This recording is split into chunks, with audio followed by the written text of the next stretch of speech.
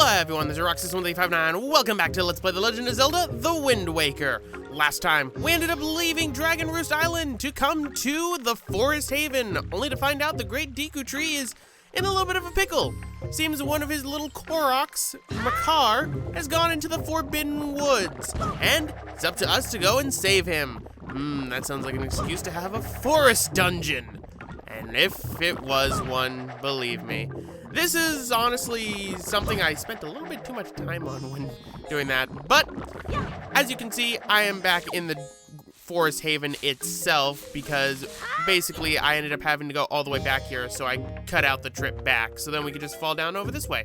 So, let us drop down, get a little damage, see if we can get some magic back. These are magic pots. You can find them in the grass sometimes.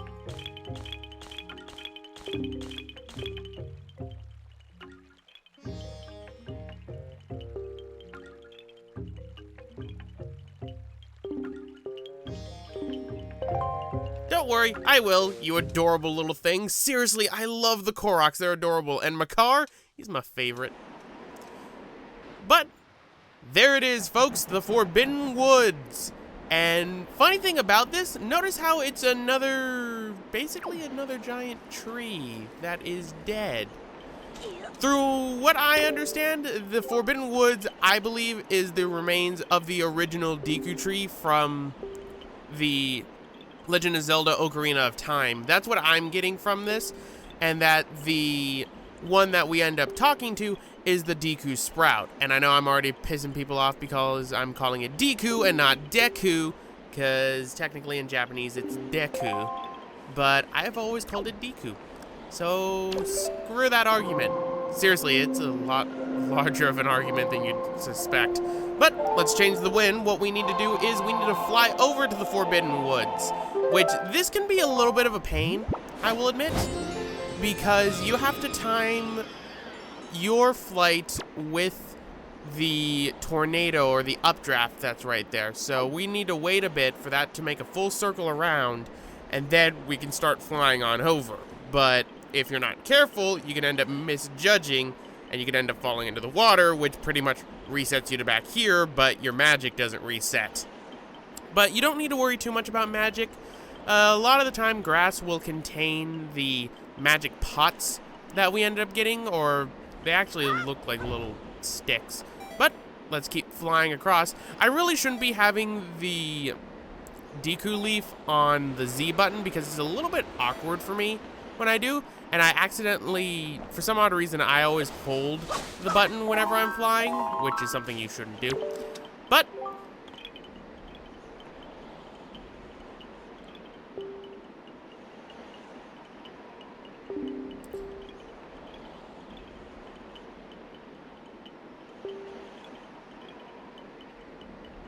so, we have to catch the swirling updraft in order to be able to get there. So yes, but that's not all we have to deal with. Oh no, we're gonna have to deal with an annoying enemy that's gonna try and knock us out of the sky that we won't get to attack until later, and I just barely missed the updraft.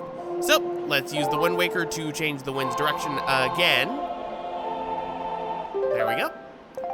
And this time we're gonna have it face northwest, so we can go into the Forbidden Woods, but now we need to wait for the updraft to go all the way around again, so we're just gonna be waiting here for a while.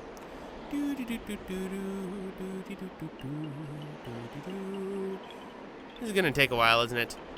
Even Link knows it. Look at that face. He's just like, come on, hurry up. And here's me getting a little bit impatient. This is pretty much what you look like when you use the Deku Leaf. When you use the Deku Leaf on the ground, you can cause a burst of wind. That doesn't take up magic. Only when you fly in the air does it take up magic, which is a good thing. And watch as I barely make this updraft. Barely made that. But there are the enemies I was talking about. The Peahats. Peahats, if they hit you out of the air, you will fall and it will frustrate you. I know it frustrated me the few times that happened to me in practice. Peahats? Give me a golden feather. So, we got a golden feather. Keep it in your spoils bag. A certain strangeness emanates from the quill of this beautiful shining golden feather. Winged girls are said to be infatuated with these treasures, which means collect 20 of them and go to Dragon Roost Island. So pretty much, pea-hats are going to be my main source of getting the golden feathers, but we'll be doing that side quest later on. For right now, welcome to the Forbidden Woods, folks.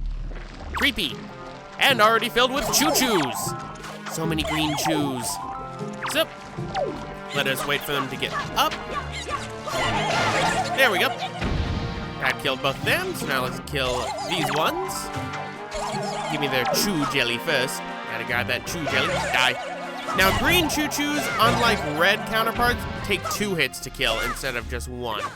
And we're not done with the chews just yet. We're gonna be seeing a lot of chews inside this one. For example, the ones that just fell right now. So, mine. And mine. See how useful the grappling hook is? I'm really glad they added it to this game to collect treasure, because otherwise you'd have to rely on hoping that, you know, enemies would drop items when you vanquish them, and that would make this game a lot longer than it needs to be. But grab this right here. It's a giant Deku nut. Seriously, I think this is just a giant Deku nut, only it doesn't cause flashing. Throw it at the vines or the main plant that is blocking doors or sometimes chests, and it will cause that thing to die. If you try to get too close to it, the little plant will close up. You can slash off the vines, but the vines will grow back, so you need to throw something at it in order to fully, you know, destroy the plant. And we've got 4 choo-choos. I'm spending way too much time in this room because I'm just collecting chew jelly. So, get up, and there we go. That kills those 2. Die. Mine. And, well, I got 1, and that's 2. So, let us now grab our first item of the dungeon. We're already, what, 6 minutes in? We're barely in the first room of the dungeon. And it's the dungeon map. So, this dungeon, I think, is a lot larger than that of the last one we went to, Dragon Roost Cavern.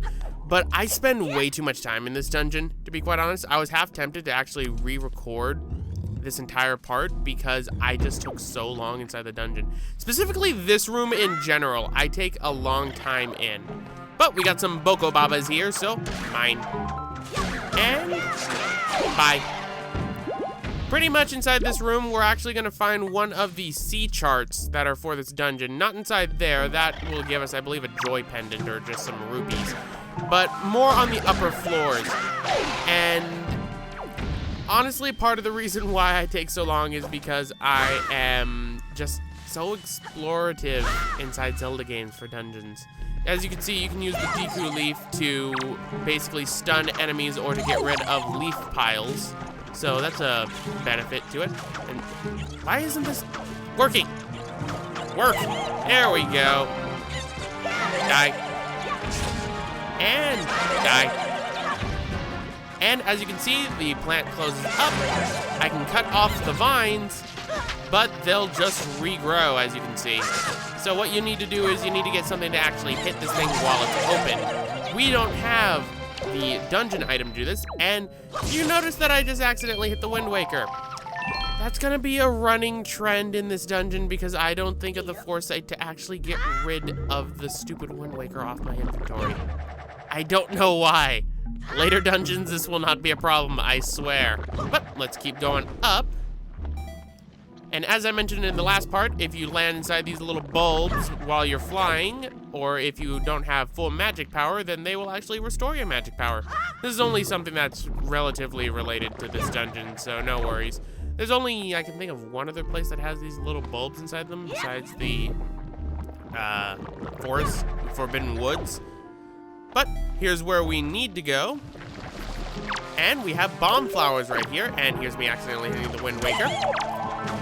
Here is me hitting the Wind Waker, because I clearly want to change the wind in this windy place. All right, so that kills those 2, so let us kill you. Grab this bomb. And, oh, that's not close enough. All right, oh, chew jelly. Okay, let's try that again. Get a little bit closer. There we go, that should work. There we go. But as you can see, there are bulbs right here. This is where I spend way too much time inside this room. I mean, seriously, we have spent 3 minutes in this room alone. I don't know why I spend so long in this dungeon. But as you can see, there is a way up here with a Boko Baba. Hi, Boko Baba. No eating me. Bad Boko Baba. Bad. Die. That's for trying to eat me. And we have little thorn things. And something over there. What is over there? This is actually where you can find the sea chart. One of the 2 sea charts that are inside this dungeon. And it is right over here. What we'll need is the dungeon item in order to be able to get this. Because as you can see, we can't get anything across that large way. We can't just throw this pot all the way there because Link has strength, but he doesn't, let's face it, he can't throw something that far. So we're gonna need the dungeon item. What I was thinking was, okay, I can pick up these little orb things. Nope. They're filled with shoes. It's not good. But there's a joy pendant right there, so I guess everything up here wasn't a waste. Oh, I didn't get anything. Spending way too much time here, so what I'm gonna do is go right here, and what we're gonna do is we're going to cut, because I fall. All right, there we go. So cutting ahead, let's actually go into another room in this dungeon. I spent like, what, 8 minutes in that room? So what you do for this one is you see these little wind cranks right here? Use the Deku leaf to push them back. You can end up moving faster if you end up flapping the Deku leaf enough. So do that. Only one of them needs to actually cause you to move. You can go a little bit faster if you keep on mashing it, but I don't see the point to. I do like this dungeon when you're at night though, because one cool thing about this dungeon is there are parts of it that are outside, technically. And what you can end up doing is you can end up either having the sunshine going through it, or you can have the nighttime. And I think the night goes more with this. Anyway, what you can do with the pea hats is you can use the Deku leaf to cause their flying ability to diminish. I have no idea what the heck those are, so I'm not even gonna try to do that. And apparently I glitched out because I caused something to form up when it shouldn't have. Hence why that little cranking noise was going on. But we got Boko Babas, and here's me accidentally hitting that again.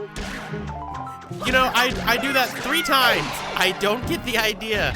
Let us, you know, change that to something else so then I don't accidentally keep on hitting the Wind Waker. I do that 3 times. I don't know why. I never decided to change that for the Wind Waker. There we go.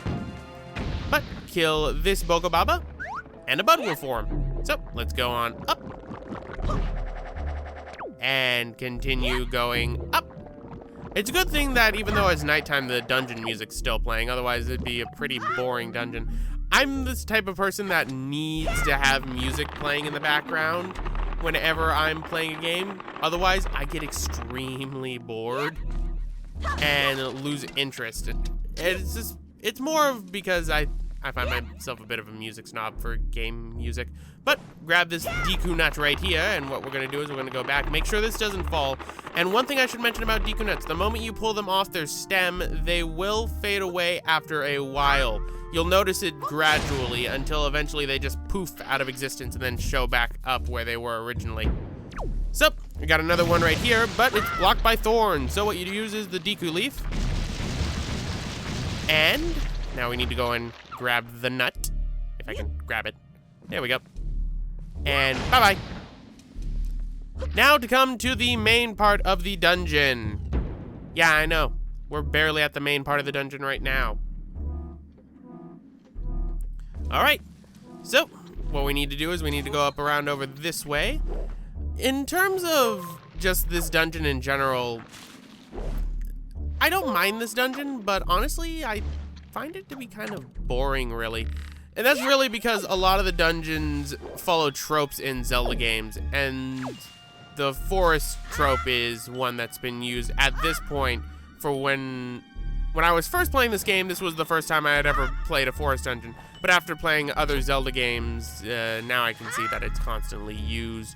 And I wish they'd mix it up a little bit with something, you know, maybe not forest, which I will admit Skyward Sword sort of does. Actually, no, there is a forest dungeon inside Skyward Sword. What am I saying? Either way, going up, because up over this way, there is the pot for us to teleport. So, just hit the leaves off of it, and you will activate that pot. We'll be coming back to this section soon enough, and then we can use the pot later to warp ourselves back to the beginning of the dungeon so we can get that treasure chart.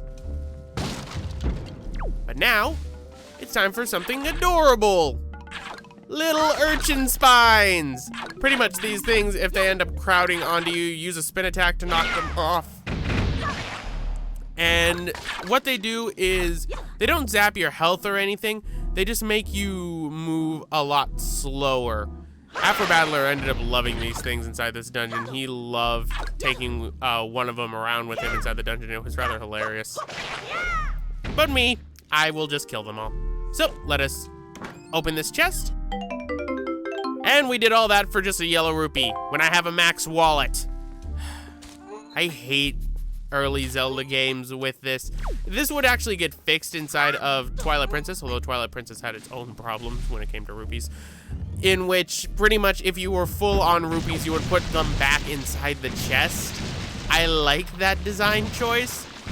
The design choice I don't like from Twilight Princess is the fact that, you know, oh hey, when you turned off the game, you might not remember what a blue rupee or what a yellow rupee or what a red rupee does, or how much it's worth. I wish I was joking. They do that tutorial every time you turn off the game. It's rather obnoxious. And I bring up Twilight Princess because there's a rumor going around that Twilight Princess is going to be getting an HD remake, which I wholeheartedly accept. Because, let's face it, Wind Waker did not need an HD remake. It aged gracefully and still holds up well. I should know, I'm playing the SD version of the game. Twilight Princess, on the other hand, is aging poorly, and that is because Twilight Princess sort of went to that realistic graphics look, and realistic games never age well unless they're on the PlayStation 3 or Xbox 360, and by those, I mean late in the generation. But I digress. Instead, let us now get a key, because I love keys. Narcissus loves keys. Alright, so now we're done with this room. The whole point of this room was just to get the key so then we can move on to the dungeon. And there's some magic if you need it. Alright. Right now, I'm just going to go and break these pots, because I am Link, pot smasher. But, I guess I'll just leave them to live. And just go down here for right now, where there is another chest. So, let's open this up.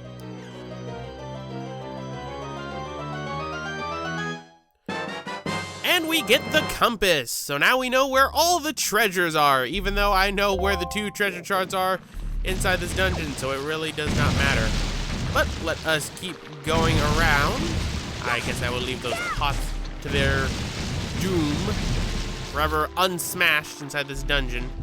You're a little bit hesitant there, Link. Maybe you really wanted to go and smash those pots. Ah, great urchins. Die. I mean, they're adorable, but they're not necessary. Just like me collecting chew jelly at this point is not necessary, because let us see how much we have. We have 24. I have more than enough to make a green potion, which is what the green chew jellies will make for you if you take them to the chew guy. So, let us go over here to one of the actually only locked doors inside this dungeon. There aren't too many keys inside this dungeon. Uh-oh, pea hats. Mine. I don't know why I get a golden feather from pea hats. It's kind of weird, honestly, when you think about it, because they don't have wings. Helm rocks? Okay, that makes sense to get golden feathers from the helm rocks. Pea hats? Not really. Anyway, pea hats don't die in water, unlike other enemies in the game, which is annoying. Oh, I see another pea hat. Mine. All right. And let us go into this room. This room, you can grind up a lot of golden feathers.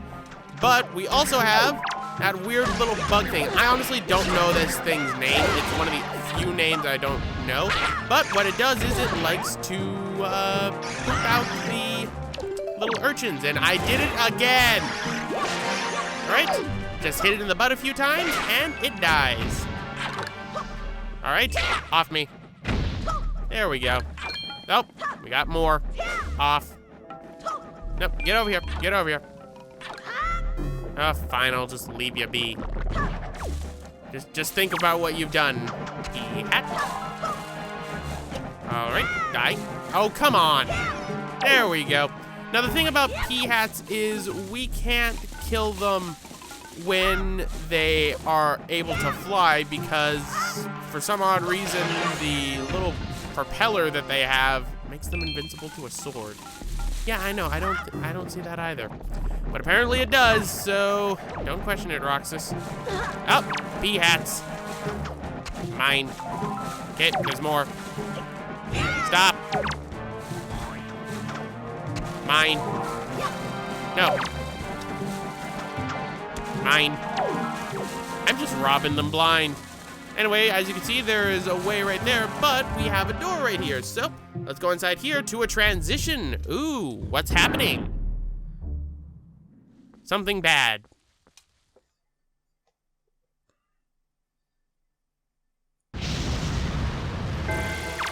You know, I think that's a condition you have there, good sir.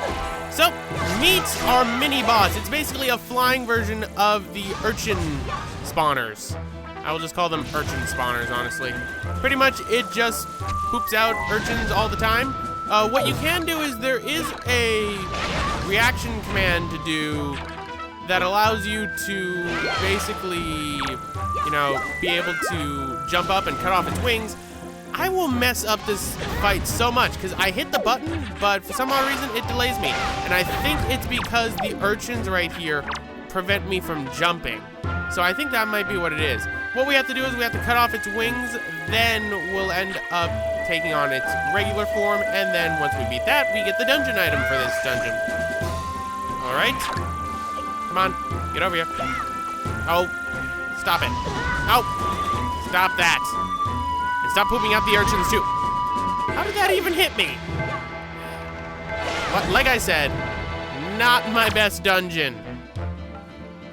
All right, we'll try this again. Okay, that failed horribly. I have 2 hearts left. There we go. That's what I was trying to do the entire time. There we go. That takes care of its wings. And there we go. That takes care of the bug, as Link does a little happy dance. Sweet, an orb, that means hearts. I need those so badly because I failed miserably at this boss. There we go. At least I didn't die, though. That would have been embarrassing. All right, but here is our dungeon item. So,